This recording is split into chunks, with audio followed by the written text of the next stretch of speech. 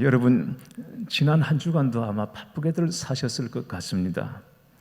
우리가 살면서 자주 듣는 인사가 바쁘지요? 바쁘시지요? 라는 인사일 것입니다. 그러면 여러분은 뭐라고 대답하십니까? 아니요, 안 바쁜데요. 그렇게 말하기는 좀 못한 때가 있습니다. 왜냐하면 바쁘지 않다고 말하면 뭔가 좀 도태되는 것 같기도 하고 사람들이 나를 알아주지 않고 인정해주지 않는 것 같은 생각도 들기도 합니다. 내가 쓸모없는 사람은 아닌가? 또 내가 없어도 모든 게 다 잘 굴러가는구나, 이런 생각을 하면서 마음에 우울한 마음이 들 수도 있습니다. 그러나 여러분, 바쁜 건 자랑이 아닙니다. 사람들은 바쁜 걸 자랑으로 여깁니다. 여러분, 그렇지 않습니다. 1년의 절반을 보내고 다시 절반을 시작하는 이 즈음에 우리 잠시 멈추어 서서 우리 자신을 돌아보고 점검할 필요가 있겠다고 싶어 오늘 이 말씀을 여러분과 함께 나누려고 합니다. 운동 경기에 하프타임이 있습니다. 전반전을 끝내고 후반전을 시작하기 전에 짧은 휴식과 함께 작전 타임을 가지는 것입니다. 우리 인생에도 하프타임이 필요합니다. 지금까지 살아온 시간들을 돌아보고 이후의 시간들을 좀 더 의미 있게 그리고 더 가치 있게 보내기 위해서 우리의 삶에도 후반전을 위한 하프타임이 꼭 필요하다고 봅니다. 오늘 본문은 우리에게 이 하프타임의 의미를 일깨워주고 있습니다. 물론 하프타임이니 작전 타임이니 하는 말을 직접 언급하지는 않지만 내용상 의미는 똑같다고 생각합니다.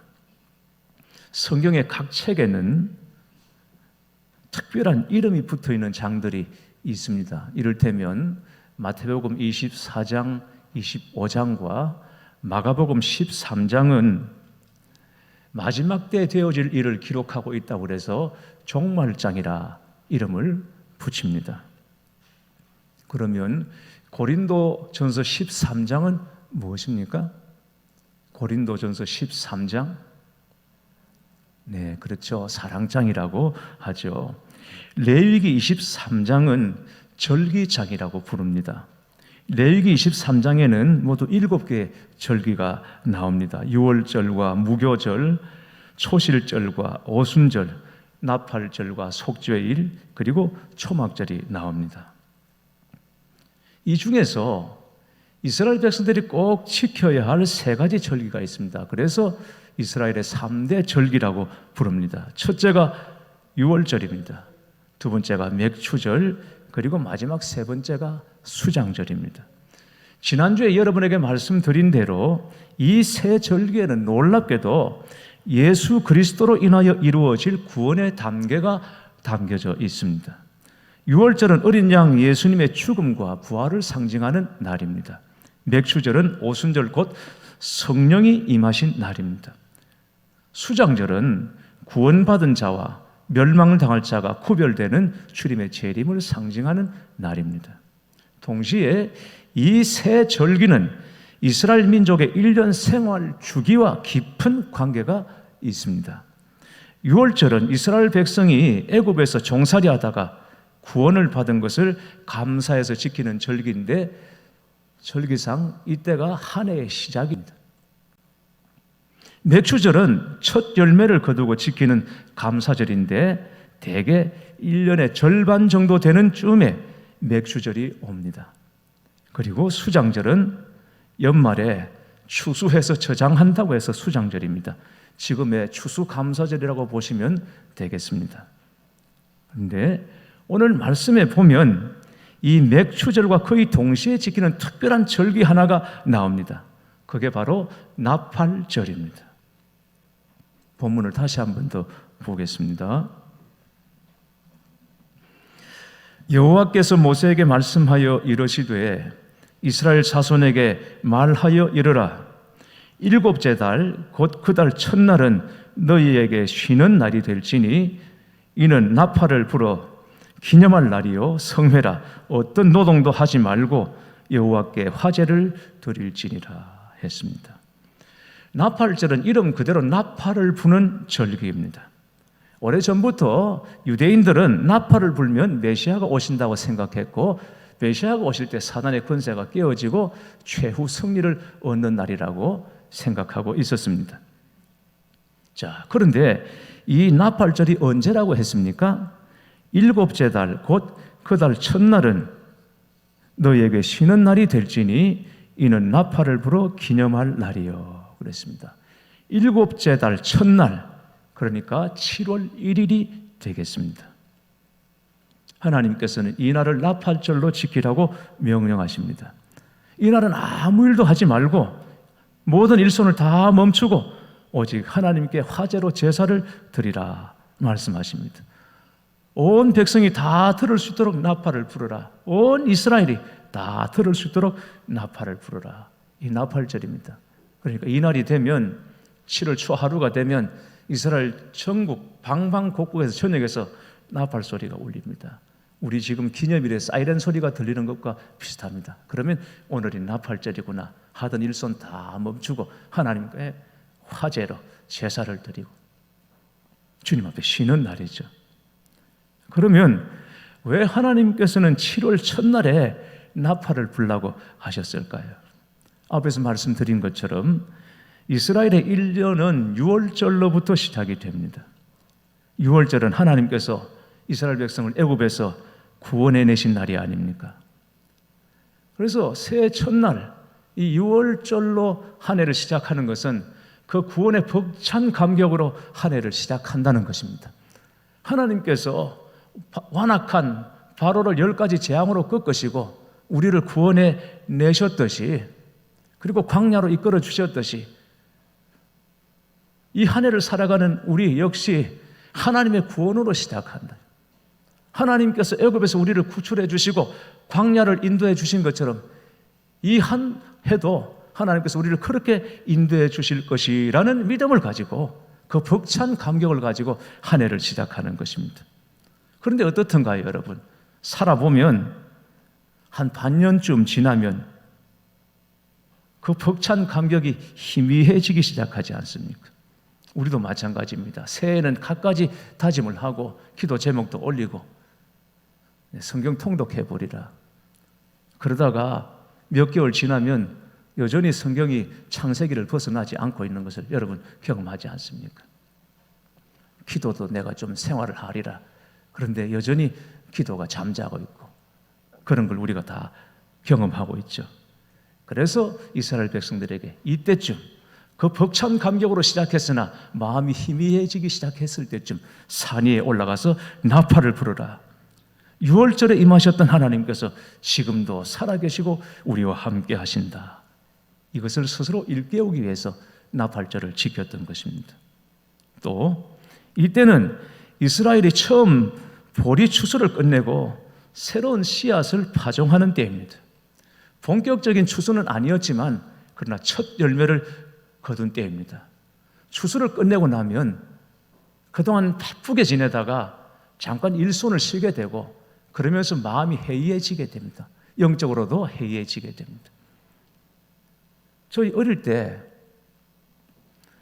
어른들이 농사는 출퇴근 시간이 없거든요. 농사는 그냥 이게 하다 안 되면 시골에서 농사나 짓겠다는 분들인데 모르고 하는 소리입니다. 농사가 정말 어려운 겁니다. 그런데 그렇게 바쁘게 농사를 짓다가 좀 여유를 가진 데가 바로 이 추수를 끝내고 난 다음에 그때 농한기가 오거든요. 그러면 제 기억에 어릴 때 그때 꼭 마을 어른들이 모여서 어느 집에서 집을 돌아가면서 꼭 이 하투를 칩니다. 하투치기를 합니다. 그래가지고 어떤 때는 쌀가마니를 막 걸고 하다가 한 해 힘들게 농사를 지어가지고 나락 다 잃어버리고 이런 분들도 계셨어요. 그래도 부지런한 분들은 몇 분들이 모여서 그냥 이 꾸러미를 가지고 떠나시는데 한 3, 4일 정도 있다 오더라고요. 그리고 어디 가냐 그랬더니 그때 큰 산에 간다 그랬습니다. 어른들이 큰 산에 간다. 그리고는 한 3, 4일 있다가 오는데 보니까 그 큰 산이 지리산이었어요. 저희가 그 지리산 자락에 살았거든요. 지리산에 가가지고 그때 약초며 이런 것들을 다 캐가지고 왔는데 그분들은 부지런한 사람들입니다. 그런데 그렇지 않은 많은 사람들은 그냥 모여서 이 집 저 집 어울려 다니면서 다 그냥 그래가지고 농사 지은 거 잃어버리고 이런 것들 많이 봤습니다. 첫 열매를 거두고 난 다음에 잠깐 쉴 때 영적으로 나태해지고 육체적으로 또 방황하게 되고 바로 그런 때입니다. 그때 하나님께서는 나팔절을 지키라고 말씀하십니다. 산 위에 올라가서 곳곳에서 나팔을 불어서 하나님께 화제를 드리면서 구원의 하나님을 기억하라. 그래서 나팔절을 지키라고 하나님께서 말씀하시는 것입니다. 요한계시록에 보면 소아시아 7교회가 나오죠. 교회들의 평가가 나오는데 하나님으로부터 칭찬을 받은 교회가 있고 책망을 받은 교회도 있고 또 칭찬과 책망을 동시에 받은 교회들도 있습니다. 전에 우리 교회에서 사역하시던 부목사님 한 분이 설교하실 때 이 라오디게아 교회에 대해서 하신 말씀이 기억이 납니다. 라오디게아 교회는 주님으로부터 책망을 받은 교회입니다. 뭐 때문에 책망을 받았냐? 뜨겁지도 않고 차지도 않다고 책망을 받은 교회가 라오디게아 교회입니다. 그럼 왜 하나님께서 이 라오디게아 교회를 차지도 않고 뜨겁지도 않고 책망을 했는가? 그 지역에 목사님이 말씀하시더라고요. 온천수가 솟는 곳인데 거기가 이 온천수를 끌어다가 이 지역으로 수로를 통해서 끌어오는데 이 온천수가 오다가 보니까 이게 식어버리는 것입니다. 물이 식어버리는 겁니다. 그런데 이 온천수가 식으면 그 물이 질병을 유발한다는 것입니다. 라오디게아 교회가 책망받은 이유. 여러분, 식어버린 온천수가 질병을 유발하는 것처럼 우리의 식어버린 믿음이 영적으로 우리를 병들게 한다는 사실을 기억해야 하는 것입니다. 그런 의미에서 나팔절은 우리가 잊고 지내는 절기이지만 그러나 사실 우리에게 너무나 필요한 절기라고 저는 생각합니다. 성도님들이 참 바쁩니다. 영혼을 돌아볼 여유가 없습니다.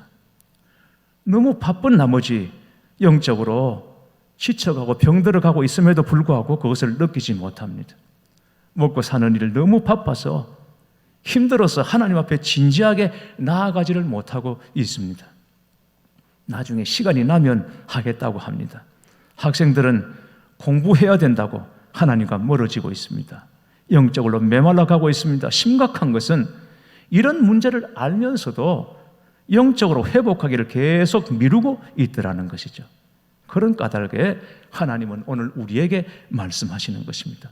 나팔절을 지켜야 한다고. 나팔을 불어야 한다고. 아까 기도하실 때 우리 최용식 장로님 기도해 주신 것처럼 나팔을 불어야 한다. 일을 멈추고 하나님 앞에 나와 하나님의 나팔 소리를 들어야 한다고 말씀하시는 것입니다. 나팔 소리는 하나님이 살아계시다는 신호입니다. 지금도 하나님은 살아계십니다. 민수기 10장 10절에 말씀하십니다. 나팔을 불라. 그로 말미암아 너희의 하나님이 너희를 기억하시리라. 나는 너희의 하나님 여호와이니라. 지난 수요일 예배 때 하나님을 경외함에 대하여 여러분께 말씀을 드렸습니다. 하나님을 경외하라고.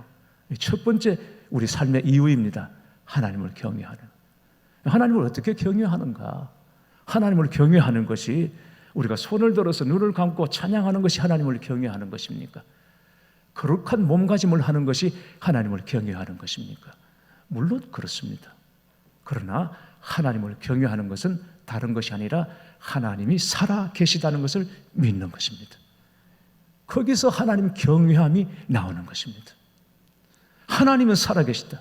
지금도 살아 계시다. 우리가 믿고 그 인정하는 것이 하나님을 경외하는 것입니다.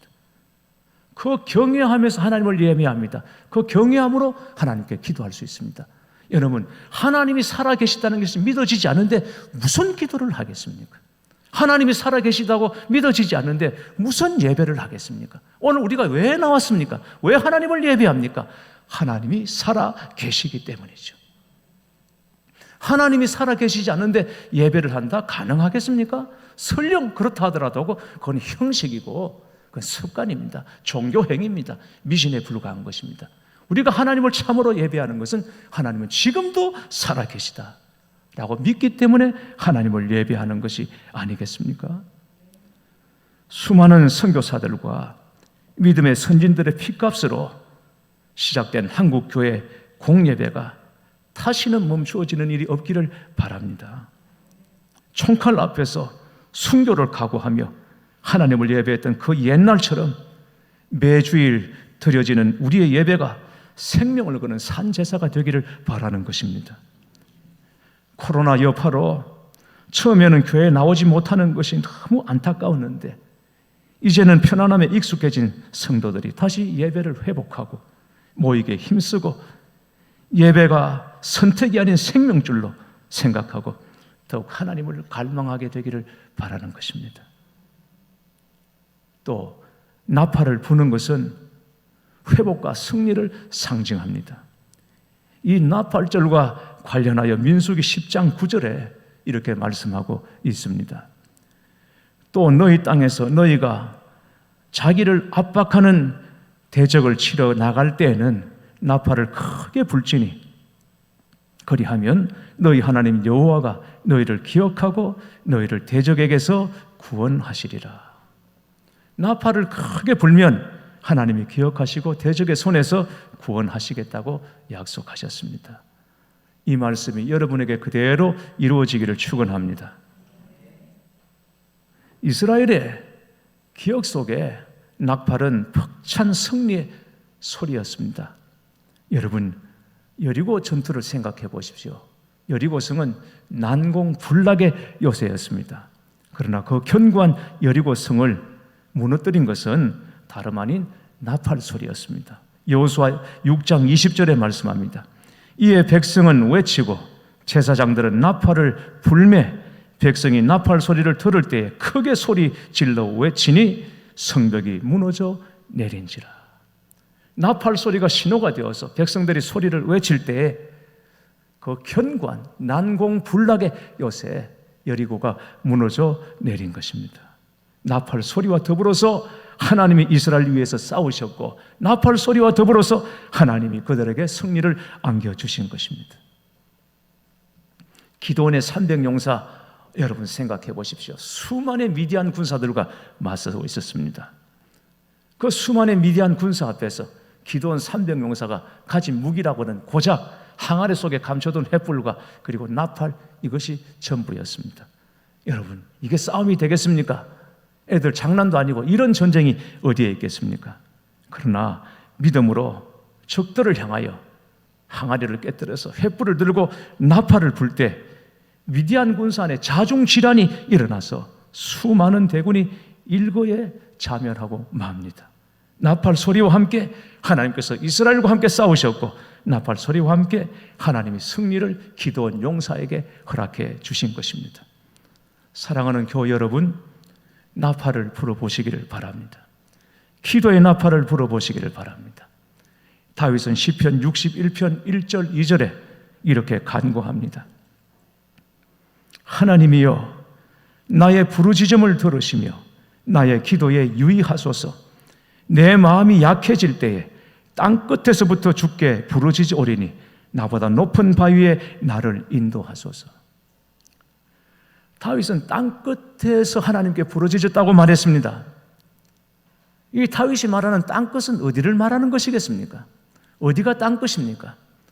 실제로 땅 끝으로 갔다는 말이 아니라 자기 처지 형편이 꼭 땅 끝에 서 있는 것 같다는 말입니다.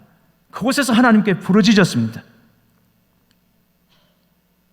앞으로 나아갈 수도 없습니다. 뒤로 물러갈 수도 없습니다. 오직 하나님밖에 없습니다. 그래서 땅 끝에서 하나님께 부르짖어 간구했던 것입니다. 여러분 생각해 보면 우리의 처지라고 그렇게 크게 다르지 않습니다. 살다 보면 꼭 땅 끝에 선 것 같은 심정이 들 때가 얼마나 많습니까? 앞으로 나아갈 수도 없고 뒤로 물러날 수도 없고 누구에게 손을 벌릴 수도 없고 길이라고는 오직 하늘 하나밖에 없고 하나님밖에 없어요. 그래서 하나님께 구하는 것이죠. 우리가 그런 처지를 만날 때가 얼마나 많습니까? 그럴 때 우리가 할 수 있는 것은 기도의 나팔을 부는 것입니다. 그러면 사방이 다 막혀도 하늘이 열려 있음을 우리가 알게 될 것입니다. 앞에도 말씀드렸지만 이 박력이나 모든 예방, 우리가 할 수 있는 최선을 다해야 하겠습니다. 뭐 더 필요하다면 더 해야 하겠습니다.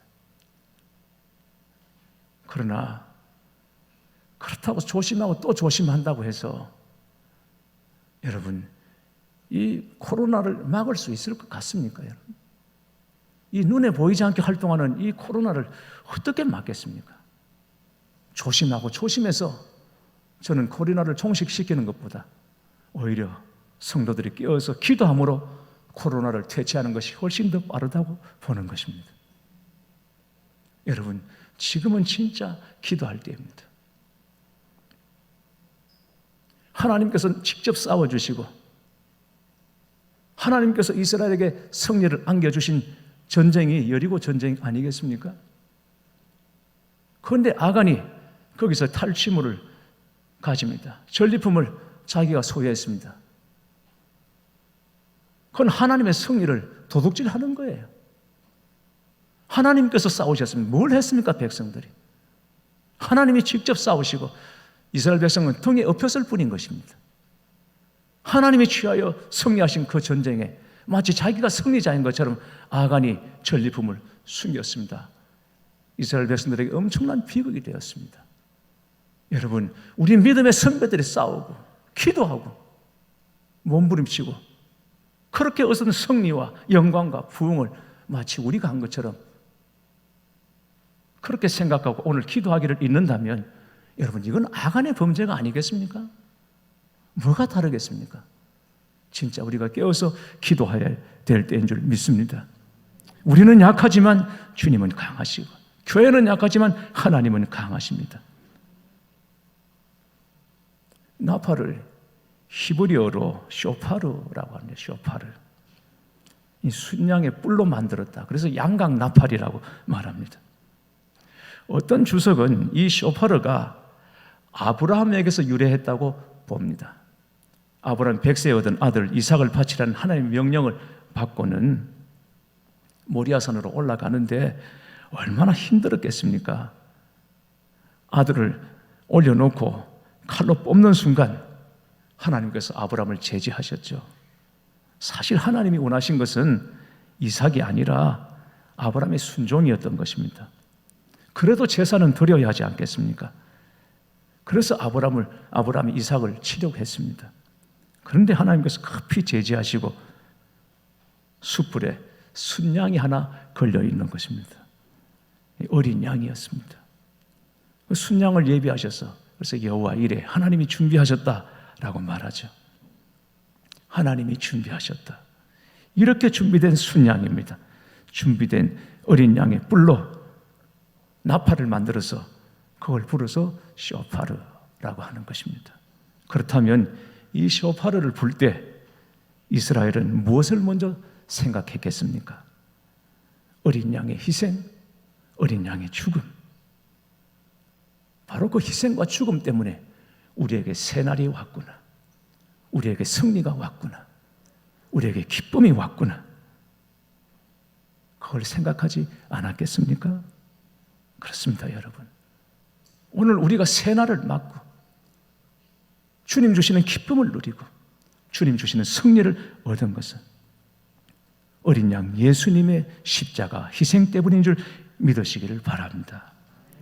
모든 승리는 나팔 소리와 더불어서 우리 주님 예수 그리스도 안에 있는 것입니다.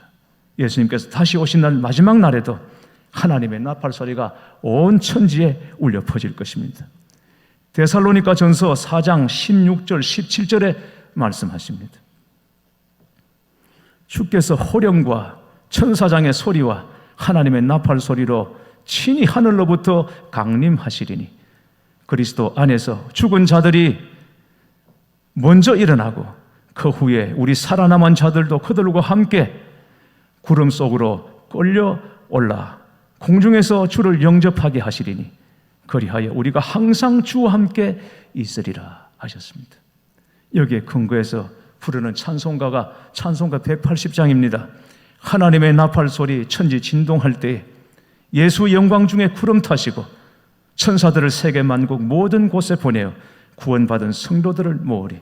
나팔 불 때 나의 이름, 나팔 불 때 나의 이름, 나팔 불 때 나의 이름, 부를 때에 잔치 참여하겠네 라는 찬송이죠. 그렇습니다, 여러분. 이 역사 최후 승리는 우리 주님의 것입니다. 주님의 손에 승리가 있는 것입니다. 깨어서 주님 오실 때 부끄럽지 않는 성도들이 되시기를 바랍니다. 7월에 시작이 되었습니다. 여러분, 우리도 이제 나팔을 불어야 합니다. 한 해의 절반도 좋고 한 달의 절반도 좋습니다. 길게는 내 인생의 절반도 좋고 짧게는 한 주간의 절반도 좋습니다. 하나님에 대한 기억이 희미해지고 나와 함께 하시는 하나님의 힘재가 흐릿해지고 있다면 여러분, 나팔을 불어야 하고 우리 인생의 합타임을 찾아야 할 때인 줄 알아야 합니다. 이러한 때에 주님께서 명하시는 것입니다. 나팔을 불어라. 힘을 다해 나팔을 불어라. 희미해진 믿음의 결단을 다시 회복하고 산길을 자를 찾아 두리번거리는 사탄의 권세를 깨뜨리고 주님의 임재를 불러오고 거룩한 회복의 바람을 일으키는 나팔을 불어라. 살아계신 하나님의 승리가 저와 여러분에게 임하시기를 주님의 이름으로 축원합니다.